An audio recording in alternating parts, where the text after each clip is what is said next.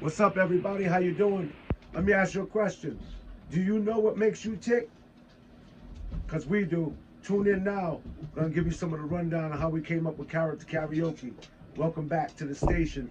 It's Jeremy Jones, Leanne. Um, we want to pick up where we left back off. One of the things we were talking about is kind of how we got into, we started off the landscape company during COVID with a 2016 Chrysler 200. And then, we accomplished our first big job and we moved on to find our first pickup. And we're going to pick up right there. There's no pun intended, but we'll start with the pickup, pickup story. One day we'll tag and pin up a video. Right off the top of my head, I can't come up with the address of the actual YouTube page or whatever, but I think it's something like truck goes under boat ramp in Lynn, Mass, or something like that, right? I don't remember what it is. But once we'll have to Google that or look that up right now as we're online on air with you guys. But long story short, we purchased this our first pickup truck for the landscape company. We grew from probably 5 or 6 accounts to 25 plus overnight during COVID. Plenty of big jobs came in. It was huge blessings. We went from one pay grade to a whole nother pay grade, whole nother level of responsibility, a lot of different customers, a lot of different services throughout the area that we live in. So it was a blessing, but it was also a lot of work and a lot of responsibility. But to get into that pickup truck story, our first pickup truck that we purchased, I had noticed after a while of using it, I think it was an '06 Ford F-150. I had the back lettered up with the logo of the company, all that stuff. Nice truck, got us through for like our first 6 months to a year. I landed this like $250,000 job, huge job, a lot of walkways, pavers, over like 2,000 square feet of just walkway, hundreds plus yards of room and all these things somewhere out in like North Andover, Massachusetts. But I landed this huge job, very excited about it. And we go out on a fishing trip with my brother Al when he was still living. Just me and Leanne and him. He just had gotten his license. He had been sober over a year at this point. So he gets up here to me, drives up in his new vehicle. I'm like, hey man, we're gonna go out fishing. Got the boat. We're gonna put it in the pickup. Let's go fishing. Enjoy the day, and stuff like that. We love to fish outdoors.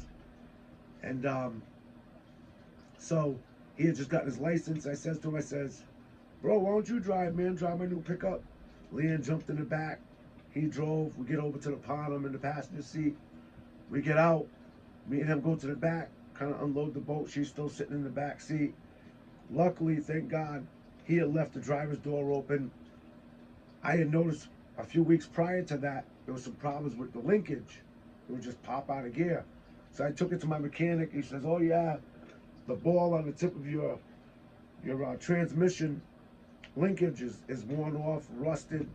You need a new one. He said, I replaced it. You're all set, good to go. Sure enough, probably a couple days later, we go on that fishing trip. We get over to the boat ramp, back the boat up to the water. It's on a little bit of an incline.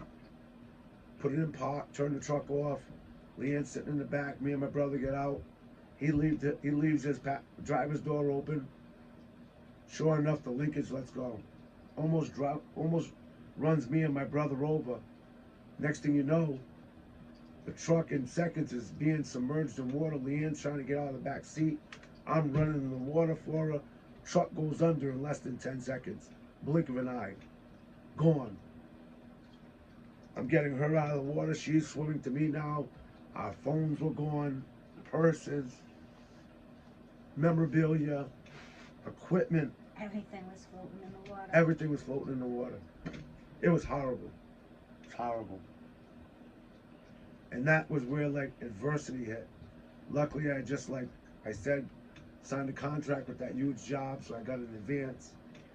So I was blessed with the money like a few days before that from this huge job just to be able to go out like same day, next day. We go out searching to buy another pickup to kind of like do that huge job, you know? Well, the best thing about, well, I mean, can't say the best thing about it, but with him leaving that door open a little bit. That saved your Because, life. well, no, Yeah. because it's suicide door. I know. And if you don't know what a suicide door is when the front door closes, you can't open that back door unless that front door's open.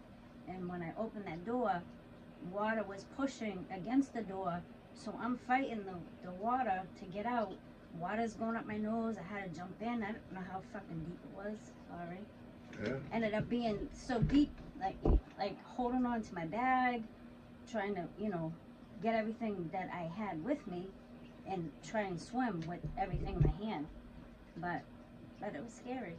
Oh, I was crying. It was the scariest thing. I was crying. I was like so emotional, like envisioning losing her, my brother, me, like all that. My The phone. truck, the truck was replaceable. Everything else, all that mattered. Like we had lost a shitload of materialistic things in that accident, but the one thing that couldn't be replaced was our life. So it was like at the end of it all, it was like I'm just happy that none of us died. You know what I'm saying? And you're still here with me. And Al passed from other things, had nothing to do with that accident. But these are the stories that I'll get into a little bit more piece of that in a second. But these are the stories you want to come on here, on our YouTube and share with you the rise and how we began, this journey leading up to Character Karaoke, and some of the stuff that very soon you're going to witness and see for yourself, some of our performances and makeovers, and how we search out these costumes, and how we vet our songs and come up with the ideas for our videos, and our different characters. One character you're going to get introduced to is great Granddaddy Jones, who's 200 plus years old.